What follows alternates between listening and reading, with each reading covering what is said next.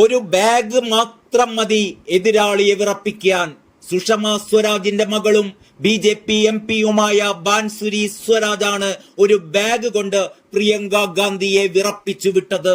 ഒരു രാജ്യം ഒരു തിരഞ്ഞെടുപ്പ് സംയുക്ത പാർലമെന്ററി സമിതി യോഗത്തിന് ബാൻസുരി എത്തിയത് നാഷണൽ ഹെറാൾഡ് കൊള്ള എന്നെഴുതിയൊരു ബാഗും തോളിൽ തൂക്കിക്കൊണ്ടാണ്. പലസ്തീൻ വിഷയം ഉൾപ്പെടെയുള്ളവ പരാമർശിക്കുന്ന ബാഗുമായി പ്രിയങ്ക ഗാന്ധി നേരത്തെ പാർലമെന്റിൽ എത്തിയിരുന്നുവല്ലോ.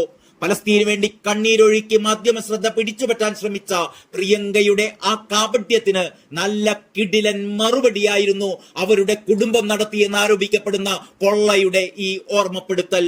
അങ്ങനെ ബാഗിലൂടെ രാഷ്ട്രീയ വിമർശനം നടത്തുന്ന പ്രിയങ്ക ഗാന്ധിക്ക് അതേ നാണയത്തിൽ അതേപോലെ മറുപടി നൽകുകയായിരുന്നു ബാൻസുരി സ്വരാജ്. നാഷണൽ ഹെറാൾഡ് കി ലൂട്ട് എന്നാണ് ബാഗിൽ എഴുതിയിരിക്കുന്നത്. JPC അംഗമായ പ്രിയങ്ക ഗാന്ധിയെ പ്രകോപിപ്പിക്കാൻ തന്നെ ലക്ഷ്യം വെച്ചുകൊണ്ടായിരുന്നു ഈ നീക്കം. നാഷണൽ ഹെറാൾഡ് പത്രവുമായി ബന്ധപ്പെട്ട കള്ളപ്പണം വെളുപ്പിക്കൽ കേസിൽ സോണിയാഗാന്ധിക്കും രാഹുൽ ഗാന്ധിക്കുമെതിരെ എൻഫോഴ്സ്മെന്റ് ഡയറക്ടറേറ്റ് കുറ്റപത്രം സമർപ്പിച്ചതിന് ശേഷം ചേരുന്ന ആദ്യത്തെ JPC യോഗമായിരുന്നു ഇന്നത്തേത്. കേസ് രാഷ്ട്രീയ പകപോക്കൽ എന്നാരോപിച്ച് കോൺഗ്രസ് രാജ്യവ്യാപകമായ പ്രചാരണം ആരംഭിച്ചതിന് പിന്നാലെയായിരുന്നു ബാൻസുരിയുടെ ബാഗുമായുള്ള ഈ നീക്കം.